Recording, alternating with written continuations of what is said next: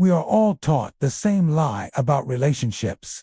If you want someone to like you, be nice to them. We think that if we do favors, buy gifts, and solve people's problems, they will appreciate us. But have you ever noticed that the people you help the most often treat you the worst? And the people who are constantly asking you for favors are the ones you stop thinking about. This is not an accident. It is a psychological law. The act of giving makes you look subservient.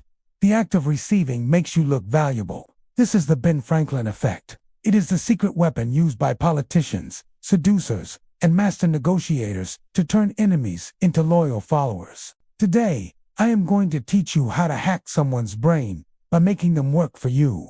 Let's go back to 1737. Benjamin Franklin is a young politician in Pennsylvania. He has a powerful enemy in the legislature, wealthy man who hates him and publicly attacks his reputation. Franklin knows that if he fights back, he loses. So he tries something crazy. He knows this rival has a rare book in his library. Franklin sends him a letter, not asking for peace, but asking to borrow the book. The rival is confused. He thinks Franklin respects my taste in books. Flattered, he sends it. A week later, Franklin returns it with a thank you note. The next time they meet, the rival walks straight up to Franklin and shakes his hand. They become lifelong friends. Why? Because Franklin forced a rival to invest in him. And the human brain cannot hate someone it has invested in. Here is the neuroscience behind the magic. It's called cognitive dissonance.